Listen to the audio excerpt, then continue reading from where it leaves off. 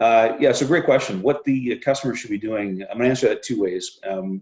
The first thing that they should be doing is you can do a credit check on your customers again and again and again. You don't need their consent to do it at any time. So for commercial bureaus, you can pull that at any time. So I would suggest to our clients that are working through their accounts receivable to pull another credit report and just have a look to see if you're not going to export the information to one of the credit bureaus to do an automated sort of monitoring thing or providing you a score. You can do a manual credit pull and get the information for you as well. And the information that would be contained in there that would be like red flags, for example, the question you asked was, what am I looking for when I pull that bureau? I'm looking to see how they're paying their essential suppliers, right? So if you are running if it's a construction company, okay, and you're not paying a critical supplier, like let's say somebody who supplies wholesale steel for the erection of the building, if we're seeing that age out, or if you're not paying your equipment rental companies, the ones that are required to help in the construction of the project, and we see that accounts receivable aging getting higher and higher all the time, obviously that project's in some deep financial stress, and you may want to take some steps to mitigate that. So some of our construction clients, they file builder's liens or construction liens, and that at least secures their position in the event that there's a problem on the site.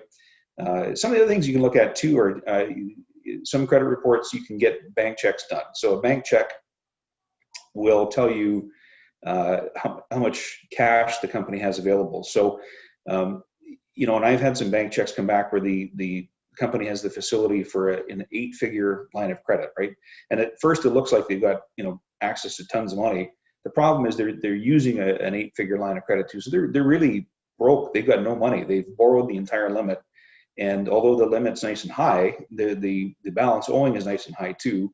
And these companies are living paycheck to paycheck. So if you've lived paycheck to paycheck yourself, you know that these companies are making decisions on which suppliers that they have to pay and which ones would be nice to pay. And if you're a creditor who's on a nice to pay list, you know that you're going to be waiting for your money, or you may not ever get it. So those are the things that I would be looking for. Yeah, there's lots of other data sources that you can use to kind of get a feel for what's going on in your market. And this is where companies should rely heavily on their sales staff. If any salespeople are watching this video, the only sale that's a good one is one that gets paid. If it isn't paid, it's not a sale. It's you've given the money away. So I would encourage the sales people watching this video to really pay attention to their customers.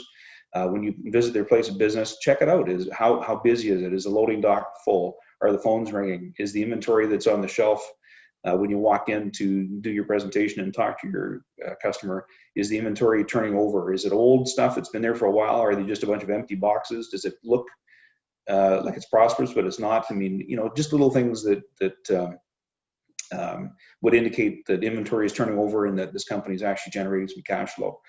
Other things you can look for too would be the departure of some key people. So if major like a CFO left the business and they have trouble keeping a bookkeeper, that would be an issue. You want to watch that, because those people see the money coming in and going out. They know right off the bat if this company's going to make it or not. And if they know that this company is not solvent, they're off looking for another job somewhere. Whereas the guy in the loading dock in the back wouldn't have a clue until it catches him by surprise and the receiver walks in and shuts the place down. So have a watch for that.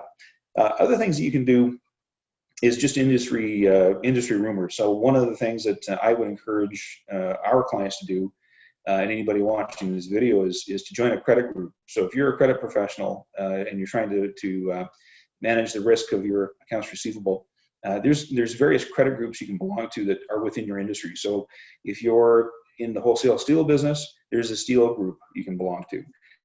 Or if you're providing bulk fuel, there's a bulk fuel group you can belong to. In the construction industry, I just did a presentation for the Ontario Construction Association, or construction group, credit group. And there's a bunch of people on the line for that. We were learning about construction liens out there. But these folks, they talk, and that's what these credit groups are for, is to understand the risks in the marketplace and who's hearing what, and creditors help each other out that way. So I would, if you haven't joined a group, I'd highly encourage you to do that.